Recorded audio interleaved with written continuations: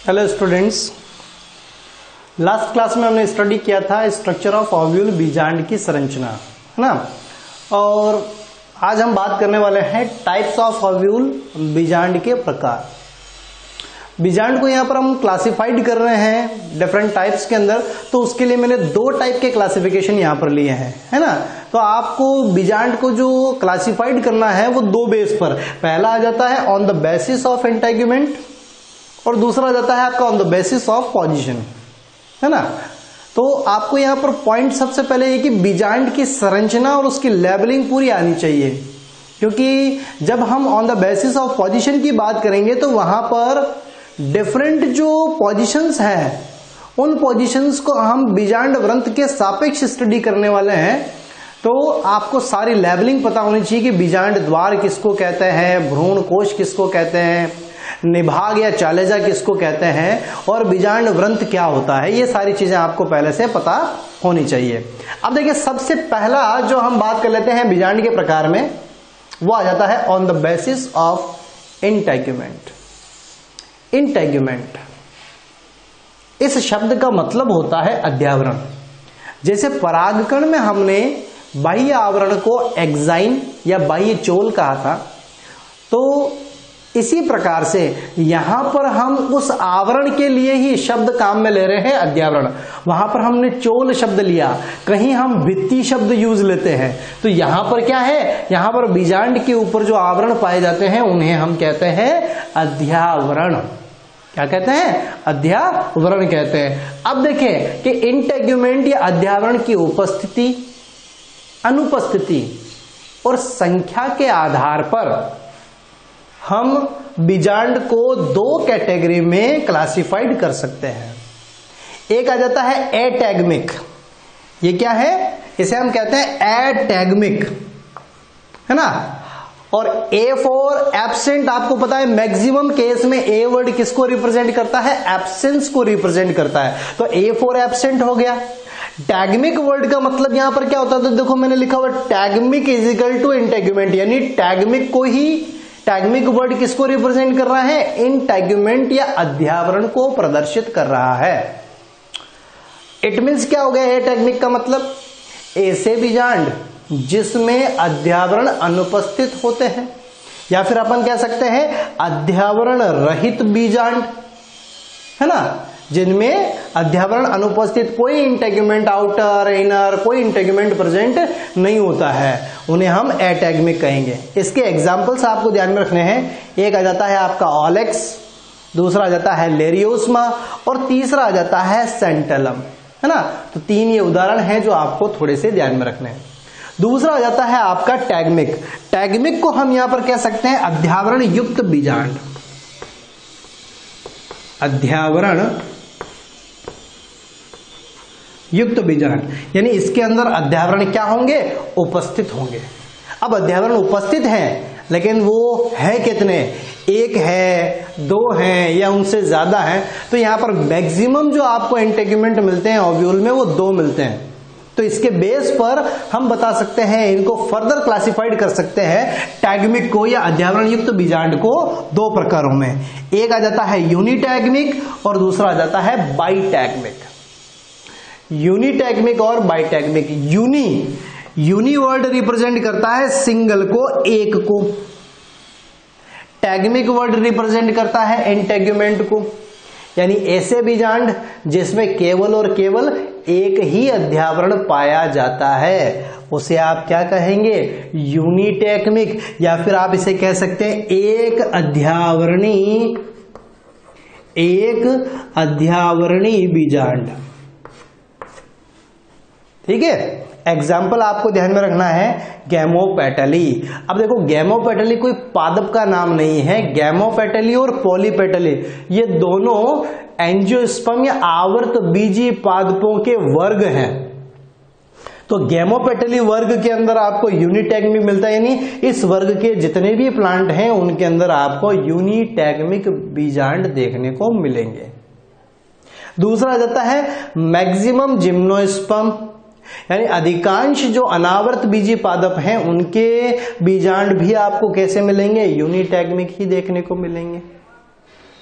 दूसरी हम बात कर लेते हैं बाइटैगमिक। तो बाइटैगमिक को आप यहां पर बता सकते हैं द्विअध्यावरणी। क्या कहेंगे हम कहेंगे द्विअध्यावरणी, यानी ऐसे बीजांड जिनमें दो अध्यावरण उपस्थित होते हैं उन्हें आप क्या कहेंगे, द्विअध्यावरणी। और द्विअध्यावरणी में देखिए बाई का मतलब होता है यहां पर टू, दो, और टैगमिक का मतलब होता है इंटेग्यूमेंट या अध्यावरण। तो यानी बीजांड में कितने अध्यावरण हो गए, दो अध्यावरण, एक आउटर और एक इनर। और एग्जाम्पल आपको ध्यान में रखना है, जैसे यहां पर गैमोपेटली वर्ग था वैसे का वैसे यहां पर कौन सा वर्ग हो जाएगा, पॉलीपेटली वर्ग हो जाएगा, है ना। और पॉलीपेटली वर्ग के सभी सदस्यों के अंदर आपको बाइटैगमिक, तो मैक्सिमम प्लांट में मैक्सिमम एंजियोस्पर्म के अंदर आपको बाइटैगमिक बीजांड देखने को मिलता है। और दूसरा जाता है मोनोकोट, यानी एक बीजपत्री पादपों में भी आपको बाइटैगमिक प्रकार का ही ओव्यूल देखने को मिलता है। ये कंप्लीट बात थी on the basis of integument, है ना। तो कभी टर्म अगर नीट में पूछ ली जाए यूनिटैगमिक, बाइटैगमिक, एटैगमिक, टैगमिक, तो आप यहां पर कंफ्यूज ना हो। डायरेक्टली ये सिलेबस में नहीं है, लेकिन कभी कभार इनसे रिलेटेड ऑप्शन क्वेश्चन के अंदर जो ऑप्शन है वो मिल जाते हैं, तो उसके लिए आप ये ध्यान में रखें।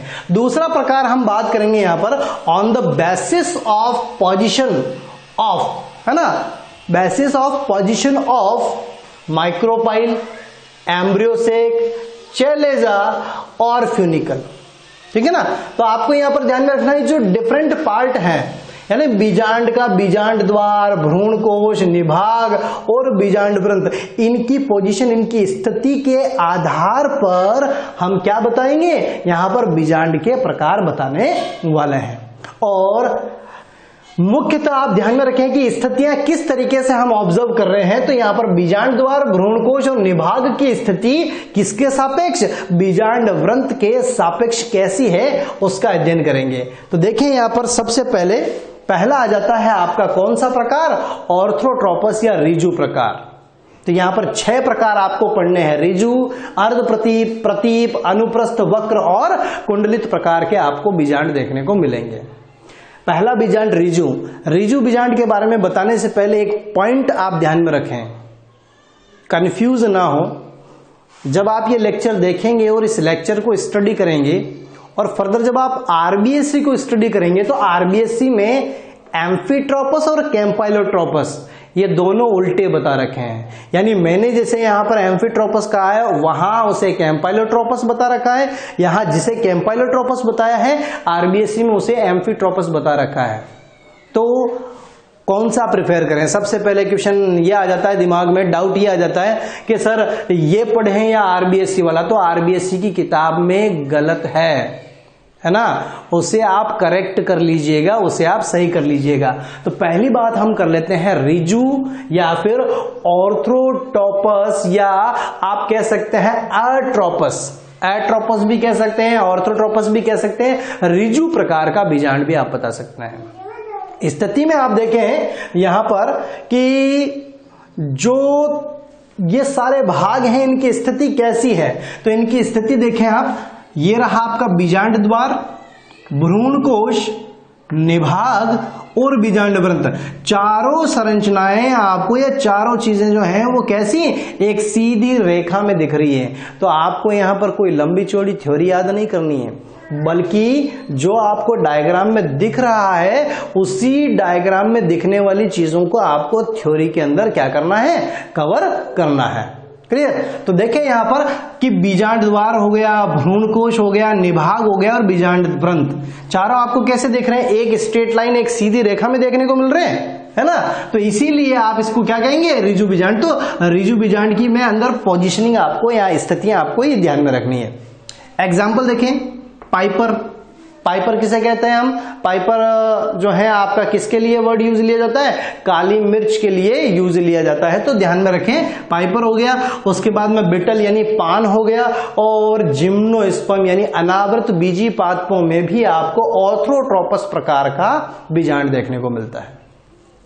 नेक्स्ट बात करें हम हेमीट्रोपस, इसे हेमीट्रोपस, इसे हेमी एनाट्रोपस भी कहते हैं, ठीक है ना।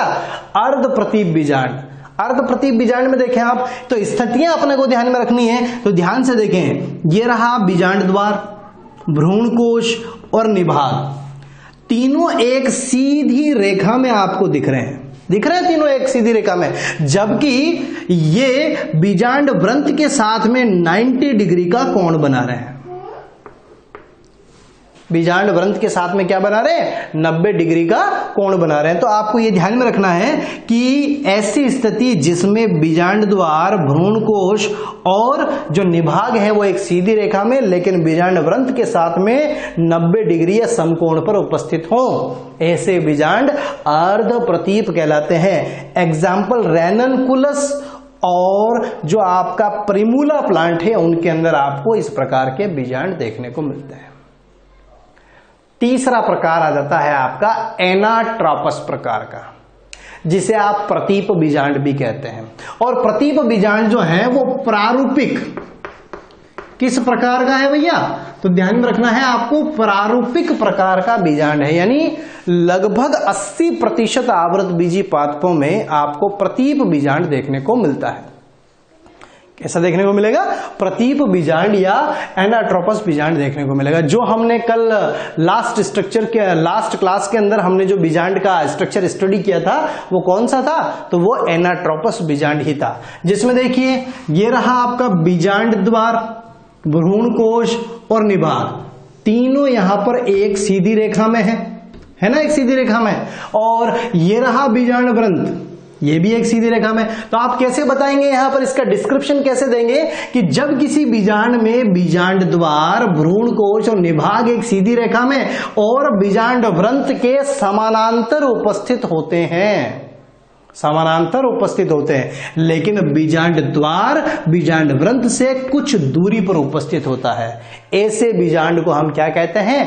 प्रतीप बीजांड कहते हैं। एग्जाम्पल आपको ध्यान में रखने हैं, सोलेनेसिकुल, मालवेसिकुल, कुकुरबिटेसिकुल और कंपोजिटिकुल, ठीक है ना। ये तो 4 कुल हैं जिनके सदस्यों के अंदर आपको प्रतीप बीजांड देखने को मिलता है। और मैंने आपको कहा कि प्रारूपिक है, तो यहां पर लगभग आपको 80% से जो अधिक आवृत बीजी मिलेंगे, एंजियोस्पर्म मिलेंगे, उनके अंदर आपको प्रतीप प्रकार का बीजांड ही देखने को मिलेगा। लेकिन एक इंपॉर्टेंट पॉइंट छोटा सा और, क्या? ध्यान से देखिए, एम्फीट्रोपस जो है उसमें आपको लेग्यूमिनोसी फैमिली मिल रही है, लेकिन जो पी का प्लांट है वो किस में आता है? लेग्यूमिनोसी में ही आता है। तो ध्यान में रखें, पी जो है वो आपका एम्फीट्रोपस में नहीं बल्कि किसमें? एनाट्रोपस प्रकार के बीजांड में देखने को मिलेगा। पी के प्लांट में आपको कौन सा बीजांड मिलेगा? प्रतीप बीजांड मिलेगा, जबकि इसकी फैमिली जो है वो किस में आ रही है? एम्फीट्रोपस के अंदर आ रही है। क्लियर? अब अपन बात कर लेते हैं यहां पर चौथा आपका प्रकार, कौन सा? अनुप्रस्थ प्रकार या एम्फीट्रोपस प्रकार। तो बिल्कुल आपको जो डायग्राम है वो कैसा देखने को मिलेगा? एनाट्रोपस और एम्फीट्रोपस का डायग्राम सिमिलर है, यानी आपको यहां पर देखने पर क्या मिलेंगे? यही स्थिति जो आपको किस में देखने को मिल रही थी? एनाट्रोपस में देखने को मिल रही थी कि बीजांड द्वार, भ्रूण कोश और निभाग बीजांड वृंत के समानांतर उपस्थित होते हैं, लेकिन चूंकि कुछ वक्रण की वजह से बीजांड द्वार और बीजांड वृंत की जो दूरी है, दोनों के मध्य की दूरी, ये बहुत कम होती है, जबकि यहां इन दोनों के जो बीच की दूरी है वो काफी ज्यादा होती है। तो पहला पॉइंट आपको इन दोनों के बीच में डिफरेंस का क्या ध्यान में रखना है कि बीजांड द्वार और बीजांड वृंत के मध्य की दूरी बहुत कम होती है। दूसरा इंपॉर्टेंट पॉइंट आपको यह ध्यान में रखना है इसके भ्रूण कोश के बारे में, कि जो भ्रूण कोश है, ये भ्रूण कोश घोड़े की नाल के आकार का होता है, घोड़े की नाल के आकार का। तो बीजांड के अंदर कुछ वक्रण की वजह से जो भ्रूण कोश है वो कैसा? घोड़े की नाल के आकार का हो जाता है, और इसीलिए आप यहां पर इस स्थिति को बताएंगे अनुप्रस्थ प्रकार का बीजांड, एम्फीट्रोपस प्रकार का बीजांड। एग्जाम्पल आपको ध्यान में रखना है, लेग्यूमिनोसिकुल और क्रूसीफेरी, या फिर आप जिसे ब्रेसिकेसिकुल के नाम से जानते हैं, उनके अंदर आपको एम्फीट्रोपस प्रकार का बीजांड देखने को मिलता है। नेक्स्ट आ जाता है कैंपाइलोट्रोपस। कैंपाइलोट्रोपस में क्या होता है, तो कैंपाइलोट्रोपस में स्थितियां देखें तो आपको भ्रूणकोश और बीजांड द्वार सीधी रेखा में, चैलेजा जो है वो बीजांड व्रंत के साथ में, ये बीजांड व्रंत की बात कर रहे हैं तो बीजांड व्रंत किसके पैरेलल हो गया, बीजांड द्वार और भ्रूणकोश के समानांतर हो गया। लेकिन चैलेजा या निभाग से ये 90 डिग्री के कोण पर उपस्थित होता है। तो आपको ये पॉइंट ध्यान में रखना है कि बीजांड द्वार और भ्रूणकोश बीजांड व्रंत के समानांतर है कुछ, लेकिन जो निभाग है वो 90 डिग्री के कोण पर उपस्थित होता है, और बीजांड द्वार और बीजांड व्रंत के मध्य की जो दूरी होती है वो बहुत ज्यादा होती है। इस प्रकार की स्थिति को हम क्या कहते हैं, कैंपाइलोट्रोपस या वक्र प्रकार का बीजांड। एग्जाम्पल आप ध्यान में रखें, मिराबिलिस जलापा, लैमना, पोपी यानी अफीम और एलिस्मा, इन पादपों के अंदर आपको वक्र प्रकार का बीजांड देखने को मिलता है। तो मैंने आपको एक चीज पहले ही बता दी, एक पॉइंट पहले ही बता दिया कि एम्फीट्रोपस और कैंपाइलोट्रोपस आरबीएससी में उल्टे दिए हुए हैं, तो आप सही याद करेंगे, सही ध्यान में रखेंगे, ठीक है ना। उसके बाद में आ जाता है सिरसिनोट्रोपस। एट लास्ट आपका सिरसिनोट्रोपस या कुंडलित। कुंडलित में क्या होता है, जो ओव्यूल है ये ओव्यूल आपका 360 डिग्री रोटेशन रिप्रेजेंट करता है, यानी ओव्यूल जो है वो 360 डिग्री पर घूम जाता है, और इसमें जो बीजांड व्रंत है उसकी काफी ज्यादा लंबाई होती है। बीजांड व्रंत जो है वो बहुत लंबा होता है, और इस प्रकार की व्यवस्था को आप कहते हैं कुंडलित प्रकार का बीजांड, है ना। अब देखें एग्जाम्पल, तो एग्जाम्पल है कैक्टेसी फैमिली। कैक्टेसी, कैक्टस, कुछ याद आ रहा होगा आपको, मरुद्भिद पादप, है ना, डंडाथोर, नागफनी, ये सारे किसमें आ जाते हैं, कैक्टेसी फैमिली के अंदर आ जाते हैं। और यहां पर एग्जाम्पल है आपका एक और ओपनशिया यानी नागफनी जो है, उसमें आपको सिरसिनोट्रोपस या कुंडलित प्रकार का बीजांड देखने को मिलता है। तो ये थी बात आपकी किसकी, टाइप्स ऑफ ओव्यूल या ओव्यूल के क्लासिफिकेशन की। नेक्स्ट टॉपिक आ जाता है अपना मेगास्पोरोजेनेसिस। अब देखिए मेगास्पोरोजेनेसिस सिमिलर पोर्शन है, सिमिलर टॉपिक है आपका, किससे रिलेटेड, माइक्रोस्पोरोजेनेसिस से रिलेटेड, है ना। तो आप कह सकते हो दोनों में काफी कुछ चीजें जो है सिमिलर हैं। तो आपको अगर वो अच्छी तरीके से पता है माइक्रोस्पोरोजेनेसिस, तो आपको यहां पर मेगास्पोरोजेनेसिस या गुरु बीजाणु जनन जो है वो ज्यादा लंबा चौड़ा याद रखने की जरूरत भी नहीं पड़ेगी। देखें इसके बारे में कि मेगास्पोरोजेनेसिस का मतलब होता है गुरु बीजाणु जनन, और गुरु बीजाणु जनन का मतलब गुरु बीजाणु का निर्माण, और गुरु बीजाणु का निर्माण किससे होगा, तो होगा गुरु बीजाणु मात्र कोशिका से। तो एक टेक्निकल डेफिनेशन अगर हम इसकी देना चाहते हैं तो वो डेफिनेशन क्या होगी आपकी, तो यहां पर देखें, formation of megaspore from MMC through the meiosis. गुरु बीजाणु मात्र कोशिका में अर्धसूत्री विभाजन द्वारा गुरु बीजाणुओं के निर्माण की प्रक्रिया क्या कहलाएगी, गुरु बीजाणु जनन कहलाएगी। और दूसरा पॉइंट आपको ध्यान में रखना है यहां पर कि एट लास्ट इसके अंदर हम एम्ब्रियो सेक के डेवलपमेंट को भी मैं आपको थोड़ा सा इंट्रोड्यूस करूंगा। तो यहां पर जो ये प्रोसेस मैं बताने वाला हूं इसको हम कहेंगे मोनोस्पोरिक डेवलपमेंट। क्या होता है मोनोस्पोरिक डेवलपमेंट, उसके बाद हम आगे करेंगे। अब देखें कि जिस तरीके से हमने एंथर के डेवलपमेंट की बात की, तो थोड़ा सा आप रिकॉल कीजिए माइंड के अंदर कि एंथर के डेवलपमेंट में हमने क्या बात की थी कि परागकोश जो है वो प्रारंभ में एक अविभेदित कोशिकाओं का समूह होता है, जिसमें बाहर की तरफ एपिडर्मिस होती है ना। उसके बाद में क्या होता है कि जो हाइपोडर्मिस है, उस हाइपोडर्मिस की चारों कोनों पर 4 कोशिकाएं आकार में बड़ी हो जाती हैं, जीव द्रव्य गाढ़ा हो जाता है, केंद्रक सुस्पष्ट हो जाता है, और वो कौन सी कोशिकाओं का निर्माण करती हैं, आर्किस्पोरियल सेल या प्रपशु कोशिकाओं का। और वो प्रपशु कोशिकाएं फर्दर एक डिवीजन के थ्रू, एक माइटोटिक डिवीजन के थ्रू 2 कोशिकाओं का निर्माण, जिनमें एक होती है प्राथमिक वित्तीय कोशिका और दूसरी बनती है प्राथमिक बीजाणुजन कोशिका। ये कॉमन प्रोसेस आपको पता है, ये कॉमन प्रोसेस ही यहां पर मैं बता रहा हूं। तो देखें, सबसे पहले जो अनडिफरेंशिएट सेल्स ऑफ न्यूसेलस यानी बीजांड का, यानी बीजांड की अगर बात करें तो बीजांड प्रारंभ में अविभेदित कोशिकाओं का एक समूह होता है जिसमें बीजांड काय जो है वो एपिडर्मिस से घिरा हुआ रहता है।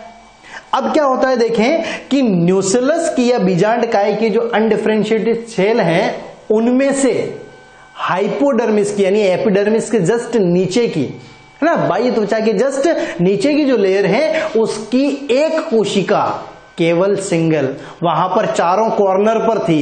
यहां पर मैं क्या बात कर रहा हूं, केवल और केवल एक कोशिका आकार में थोड़ी सी बड़ी हो जाती है, साइटोप्लाज्म उसका काफी डेंस हो जाता है, number of cell organelles increase होना स्टार्ट हो जाते हैं, न्यूक्लियस जो है उसका काफी ज्यादा क्लियर और थोड़ा सा लार्ज हो जाता है। इस तरीके के जब चेंजेस आते हैं तो वह कोशिका अन्य सारी कोशिकाओं से अलग अपने आप को रिप्रेजेंट करती है ना। तो देखें उस कोशिका को हम क्या कहते हैं, आर्की स्पोरियल सेल या हिंदी में प्रपशु कोशिका हम उसे कह सकते हैं। क्या कहेंगे इसे हम कहेंगे प्रपशु कोशिका, ठीक है ना। और कौन सी सेल होती है, तो ये हाइपोडर्मल सेल होती है यानी एपिडर्मिस के जस्ट नीचे की तरफ वाली कोशिका। अब इसके अंदर एक डिवीजन से, आपको पता है कॉमन प्रोसेस है ये, यहां तक कि इसमें एक डिवीजन से आपको दो कोशिकाएं मिलती हैं, एक मिलती है प्राइमरी पैराइटल सेल और दूसरी मिलती है प्राइमरी स्पोरोजेनस सेल, जिसे आप कहते हैं प्राथमिक भित्तीय कोशिका। क्या कहेंगे, प्राथमिक भित्तीय कोशिका, और इसे हम कहेंगे प्राथमिक बीजाणु जन कोशिका, ठीक है ना।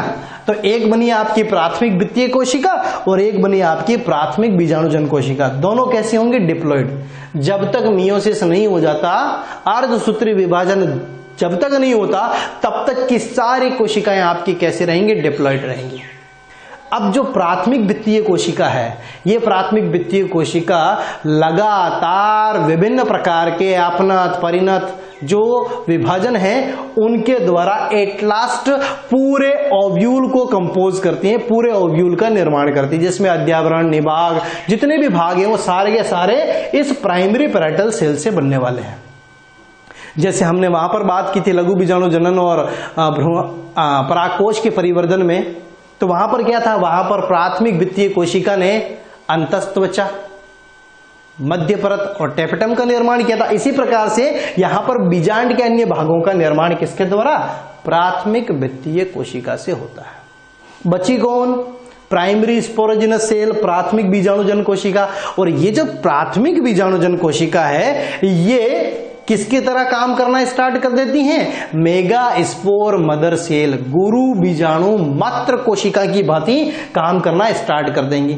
और जैसे ही ये गुरु बीजाणु मात्र कोशिका में कन्वर्ट होती हैं, एक मियोसिस, एक अर्धसूत्री विभाजन द्वारा 4 गुरु बीजाणुओं का निर्माण होता है। देखें, ध्यान से सुने और समझें, प्रोसेस सेम उसी की तरह है। वहां पर भी एमएमसी यानी माइक्रोस्पोर मदर सेल थी और उसमें एक अर्धसूत्री विभाजन द्वारा 4 लघु बीजाणु बने जो केलोज की परत के द्वारा आपस में जुड़कर टेट्राड का उन्होंने क्या किया था, निर्माण किया था। यहां पर भी कुछ उसी प्रकार से मेगा स्पोर मदर सेल में अर्धसूत्री विभाजन द्वारा 4 मेगा स्पोर का क्या होगा, निर्माण। 4 गुरु बीजाणु बनेंगे। चारों गुरु बीजाणु जो है वो लीनियर टेट्राड की फॉर्म में ही अरेंज रहते हैं। इतनी सी बात आपको समझ में आई। उसके बाद में देखें, लेकिन मियोसिस के थ्रू बनने वाले चारों लघु बीजाणु सक्रिय अवस्था में नहीं होते हैं। इनमें से 3 जो हैं वो रिड्यूस फॉर्म में या अपहासित अवस्था में। तो आप कह सकते हैं 3 गुरु बीजाणु अपहासित होते हैं, केवल और केवल एक सक्रिय गुरु बीजाणु का निर्माण होता है। और इस एक सक्रिय गुरु बीजाणु से एट लास्ट क्या बनने वाला है, एम्ब्रियोसेक। तो जब भ्रूणकोश या एम्ब्रियोसेक का जो निर्माण एक सक्रिय मेगास्पोर से होता है तो उसे हम क्या कहते हैं, एक बीजाणुज विकास या मोनोस्पोरिक डेवलपमेंट। तो ये सिंपल सा प्रोसेस है कि undifferentiate cell of the nucellus यानी बीजांड काय की अविभेदित कोशिकाएं उनसे आर्कीस्पोरियल सेल बनी। आर्कीस्पोरियल सेल में विभाजन से प्राथमिक भित्तीय कोशिका और प्राथमिक बीजाणुजन कोशिका का निर्माण हुआ। प्राथमिक भित्तीय कोशिका का आगे का फ्यूचर डेवलपमेंट ऑफ ओव्यूल यानी ओव्यूल या बीजांड का निर्माण। लेकिन जो आपकी प्राथमिक बीजाणुजन कोशिका है उससे मेगास्पोर मदर सेल और मेगास्पोर मदर सेल से अर्धसूत्री विभाजन द्वारा 4 अगुणित गुरु बीजाणुओं का निर्माण, जिनमें से एक सक्रिय और बाकी 3 अपहासित अवस्था में बनते हैं। अब देखिए ये तो था एक फ्लोचार्ट के पैटर्न में। अब हम इसी चीज को डायग्रामेटिक पैटर्न में स्टडी कर लेते हैं। देखिए सबसे पहला ये रहा आपका इनिशियल स्टेज, जिसमें जो बीजांड है वो एक अनडिफरेंशिएटेड सेल मास है, अविभेदित कोशिकाओं का समूह। अविभेदित कोशिकाओं के समूह में आपको आउटर मोस्ट जो पिंक कलर की लेयर दिख रही है ये है एपिडर्मिस, बाह्य त्वचा। और बाह्य त्वचा के भीतर की ओर क्या उपस्थित होती है? हाइपोडर्मिस, अंतस्थ त्वचा जिसको कहते हैं। अब देखिए यहां पर कि इस एपिडर्मिस के जस्ट नीचे की तरफ की एक कोशिका आकार में बड़ी हो गई, जिसको आप क्या कह रहे हैं? आर्कीस्पोरियल सेल। क्या कह रहे हैं हम? आर्कीस्पोरियल सेल। अब ये आर्कीस्पोरियल सेल किस साइड में बन रही है तो देखें, माइक्रोपाइलर रीजन, यानी ये वाला भाग कौन सा है? ये बीजांड द्वार वाला भाग है। और इस क्षेत्र में आपकी क्या बनी है? परपशु कोशिका, ये रही आर्कीस्पोरियल सेल बनी। अब क्या हुआ देखो कि मैंने आपको क्या कहा, आर्कीस्पोरियल सेल में डिवीजन से 2 तरह की कोशिकाओं का निर्माण हुआ। ये रहा, जैसे ही इसमें विभाजन हुआ एक बाहर की तरफ प्राइमरी पैराइटल सेल, प्राथमिक भित्तीय कोशिका बन गई, और अंदर की तरफ आपकी बनी है प्राइमरी स्पोरोजिनस सेल, प्राथमिक बीजाणुजन कोशिका। ये दोनों यहां तक पहुंच गए। अब आगे देखें कि प्राइमरी पैराइटल सेल जो है वो फर्दर डिवीजन करके, और येलो कलर की देखो बहुत सारी सेल्स का प्रोडक्शन कर रही है। इट मींस एट लास्ट इसको ओव्यूल बनाना है, बीजांड का निर्माण कर रहा है। इससे अपने को कोई ज्यादा लेना देना यहां पर नहीं है। हम बात करेंगे मोस्टली किसकी, तो ये रही आपकी जो प्राइमरी स्पोरोजिनस सेल थी वो किस में कन्वर्ट हो जाती है? मेगास्पोर मदर सेल या एमएमसी में कन्वर्ट हो जाती है। जैसे एमएमसी बनी, एमएमसी में अर्धसूत्री विभाजन के द्वारा यानी मियोसिस के थ्रू अर्धसूत्री विभाजन द्वारा कितनी कोशिकाएं बनती हैं? 4 कोशिकाएं बनती है। अर्धसूत्री विभाजन प्रथम से 2 और वो पुनः अर्धसूत्री विभाजन द्वितीय में जब भाग लेती हैं तो टोटल मिलाकर आपको कितनी सेल्स? 4 कोशिकाएं देखने को मिल जाती है। तो ये बनी आपकी मियोसिस के थ्रू यहां पर 4 मेगास्पोर। लेकिन आप ध्यान से देखें कि यहां पर जो मेगास्पोर है वो बिल्कुल एक लाइन में अरेंज है, तो हम इसे क्या बोलते हैं? लीनियर टेट्राड ऑफ मेगास्पोर, यानी रेखित चतुष्क आपको गुरु बीजाणु के देखने को मिलते हैं। जबकि लघु बीजाणु के चतुष्क हमने 5 प्रकार के पढ़े थे। कौन कौन से? हमने चतुष्फलकीय पढ़ा, हमने समद्विपार्श्विक पढ़ा, हमने क्रॉसित प्रकार का, हमने टी आकार का, और हमने रेखित प्रकार का। इस तरीके से हमने वहां पर 5 चतुष्क पढ़े। लेकिन ध्यान में रखें, अगर आपको कहीं पूछ ले नीट जैसे कंपटीशन एग्जाम में कि मेगास्पोर का जो प्रोडक्शन होता है उसमें चारों मेगास्पोर किस प्रकार के टेट्राड का फॉर्मेशन करते हैं, तो ध्यान में रखें लीनियर टेट्राड का फॉर्मेशन होता है। कौन सी टेट्राड का? लीनियर, यानी रेखित प्रकार के चतुष्क का निर्माण होता है। अब क्या हुआ देखिए कि जो रेखित चतुष्क बना उसमें से मैंने आपको क्या कहा, यहां पर 4 मेगास्पोर तो बने, लेकिन उनमें से 3 कैसे हो जाएंगे? अपहासित हो जाएंगे। तो बचा क्या आपका? एक सक्रिय। तो देखिए इनमें से 3 जो हैं वो बीजांड द्वारीय सिरे की ओर, ऊपर वाला रीजन कौन सा है ये मैंने आपको यहां पर बताया है, माइक्रोपाइलर रीजन, बीजांड द्वारीय क्षेत्र है। तो ये जो बीजांड द्वारीय भाग की ओर उपस्थित जो 3 लघु बीजाणु हैं वो क्या हो जाते हैं? रिड्यूस हो जाते हैं, अपहासित हो जाते हैं। और निभागीय क्षेत्र की ओर उपस्थित आपका एक गुरु बीजाणु जो है वो सक्रिय अवस्था में रहता है। और इस एक सक्रिय गुरु बीजाणु से किसका डेवलपमेंट होने वाला है? एम्ब्रियोसेक या भ्रूण कोश का निर्माण होने वाला है। तो ये भी आप पॉइंट ध्यान में रखें, जब किसी एक सक्रिय गुरु बीजाणु से भ्रूण कोश का निर्माण होता है तो उसे हम एक बीजाणुज विकास या मोनोस्पोरिक डेवलपमेंट कहते हैं। जब दो गुरु बीजाणु भाग लेते हैं और एक एम्ब्रियो सेक का निर्माण करते हैं, यानी दो सक्रिय गुरु बीजाणुओं की उपस्थिति में एक भ्रूणकोश का निर्माण होता है, तो उसे हम बाइस्पोरिक डेवलपमेंट कहते हैं, यानी द्विबीजाणुज विकास कहते हैं। और जब चारों मेगास्पोर मिलकर एक भ्रूणकोश का निर्माण करते हैं तो उस कंडीशन में हम उसे क्या कहते हैं, टेट्रास्पोरिक डेवलपमेंट या चतुष्बीजाणु की अवस्था या चतुष्बीजाणुकीय परिवर्तन हम उसको कहते हैं। तो यहां पर आपको ये बात थी आपकी, इतना सा ध्यान में रखना है, एक्टिव मेगास्पोर से एम्ब्रियो सेक का प्रोडक्शन होने वाला है। तो हमारा जो नेक्स्ट टॉपिक होगा वो कौन सा होगा, एक सक्रिय गुरु बीजाणु से एम्ब्रियो सेक का निर्माण होना। तो पहले हम इसके परिवर्तन को स्टडी करेंगे और उसके बाद में एम्ब्रियो सेक के स्ट्रक्चर को हम स्टडी करने वाले हैं। तो ये हुआ आपका सिंपल सा टॉपिक, मेगा स्पोरोजेनेसिस या गुरु बीजाणु जनन।